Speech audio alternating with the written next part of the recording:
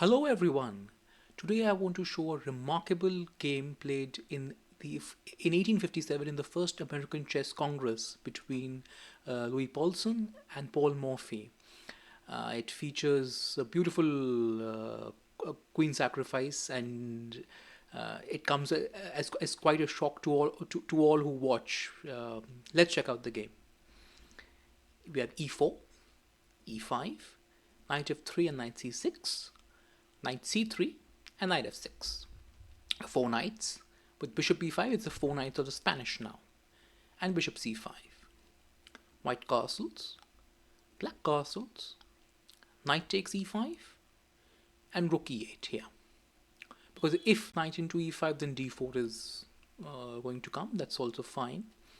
Rook e8, knight into c6, d into c6, and bishop to c4. And b5 by Morphy. It's not so good to capture on e4 because after knight into e4 and rook into e4, there's bishop into f7 check, king into f7 and queen f3 check. We'll pick up the rook. So that's to be avoided. So b5 first, bishop goes to e2, and now knight into e4. Knight into e4, rook into e4, and bishop f3.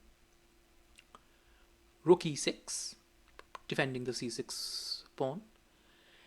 And here Paulsen should play d3, which allows, let's say, b4 and bishop e3. This allows development for white. Bishop into e3, f into e3, and rook into e3, and queen into d2. Queen d2, sorry. And white can develop. Instead, he played c3 here, which allows queen d3, and we can see that white's position is already in a bind to an extent. The bishop on c1 is stuck, which makes the rook on a1 stuck. b4 first, kicking the bishop back to b6, and a4, trying to free the pieces that way. B takes a4, and queen takes a4. Here, bishop d7 was played, just developing and allowing the other rook to come into the game, maybe to the e file and double up. Bishop d7 was also an idea, which will allow rook a2, defending along the second rank. Rook a2 e8 and queen d1. And bishop a6 could be interesting here. That is also possible. If queen d1, then bishop a6 is possible. There were threats of sacrificing on the queen on f1 and playing rook e1 check. That would be, but anyway, bishop d7 was played, and here it was very important to play queen a6 and try to get a trade of queens. And if, let's say, queen into a6 is played, rook into a6 and rook a8, there's bishop g4, rook c2, rook 6 e7, bishop into, rook into, and d4. And now white will be able to free himself from that cage, and that would be fine. Or if, let's say, after queen a6, queen f5 is played, there's d4. Again, white can free from the cage, and rook a8 and bishop e3. White gets out. There could be some ways to attack if, let's say, you go for c5 and b takes c5 and bishop takes c5, opening the rook's attack to the queen. You have queen b7, bishop d6 and c4, and white is slightly better here.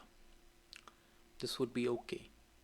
But after bishop d7, rook a2 was played first, and this makes a big difference because it allows rook a8 already.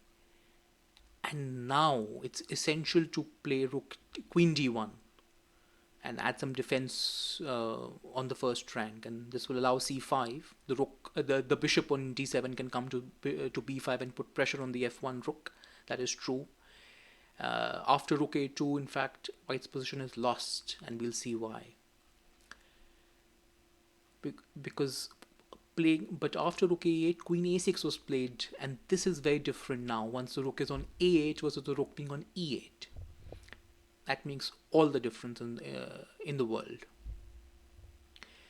I'll ask you to pause the video here and consider what move Morphy played in this position. I'd already given a hint in the opening. If you found queen into f3, then congratulations, that is exactly what Morphy played. And we'll see why the rook being on e8 is such a huge factor in this position. Well, there's nothing much other than capturing the queen. You have rook g6 check, king h1, and bishop h3. The rook can't go to e1 in this case. That's why the rook on e8 is so good. Rook d1 was played. And if rook g1 here, then you simply capture, and the rook being on e8 comes to e1. This is very easy. So rook d1 was played. And here, bishop g2 check first, king g1, and bishop into f3 check. Rook will go anyway. King f1. Here, the shortest way to win. In fact, Morphy did not find the best continuation. Perhaps you can again pause the video here and find the right way to proceed. The right way is rook g2. There's already a bishop on p6 looking at the f2 pawn. The rook on e8 and the bishop on f3 cut off the white king from the e file. This would force queen d3, rook d into d2, king g1, and rook into g2, rook g2 check, king h1 and rook g1. There isn't much else to be done after rook g2, for example.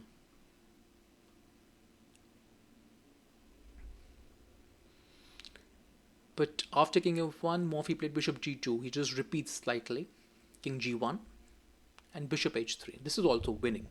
Morphy is completely winning here. Bishop e4 was also possible, which would lead to king f1, bishop f5, threatening bishop h3 again, queen e2 and bishop h3, king e1 and rook g1. This would also be winning. But anyway, bishop h3 was played and king h1, and now bishop into f2. Queen f1, there is an illusion of a defense, I can say, by sacrificing the queen, but after bishop into f1 and rook into f1, you have rook e2.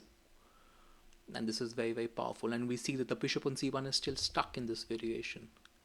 Rook to a1, going back. Rook h6 now. We'll put pressure on the h2 pawn. d4, finally, but bishop e3 is sufficient.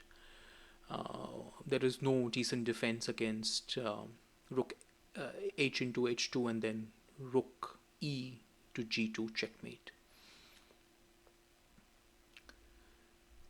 And Louis Paulsen resigned. So this is one of the most beautiful queen sacrifices we have seen in chess. An excellent piece of calculation by Paul Morphy. Even though he didn't find the shortest win, he still gave us a masterpiece.